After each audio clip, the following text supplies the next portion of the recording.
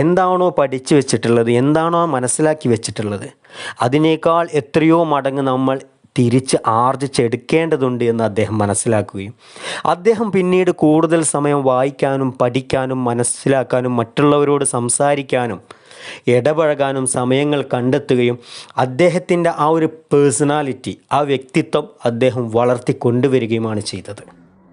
നമ്മളും ഇതുപോലെയായി മാറണം. ഒരിക്കലും നമ്മൾ അല്പം അറിവ് പഠിച്ചതിൻ്റെ പേരിൽ നമ്മൾ എന്തോ സംഭവമാണെന്ന് പറയുന്നതിന് പകരം നമ്മൾ പഠിച്ച അറിവിനേക്കാൾ കൂടുതൽ ഒരുപാട് അറിവുകൾ നമുക്ക് ഇനിയും നേടിയെടുക്കാനുണ്ട് എന്നുള്ളൊരു ചിന്ത, അതിനു വേണ്ടി അത് നേടിയെടുക്കാൻ വേണ്ടിയുള്ളൊരു പരിശ്രമം നമ്മൾ നമ്മുടെ നിത്യജീവിതത്തിൽ എപ്പോഴും കൊണ്ടുവരേണ്ടതാണ്.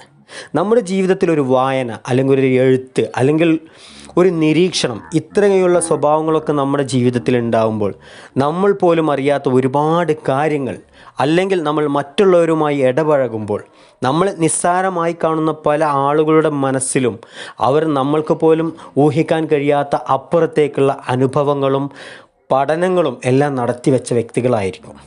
അവരെല്ലാം നമ്മൾ കൂട്ടുപിടിച്ച് അവരുമായി ഇടപഴകി സംസാരിച്ച് കൊണ്ടുവരുന്ന സമയത്ത് നമ്മൾ പോലും അറിയാതെ ഒരുപാട് അറിവുകളും നല്ല നല്ല സ്വഭാവങ്ങളും നമ്മളിലേക്ക് മാറി മാറി കൊണ്ടുവരും.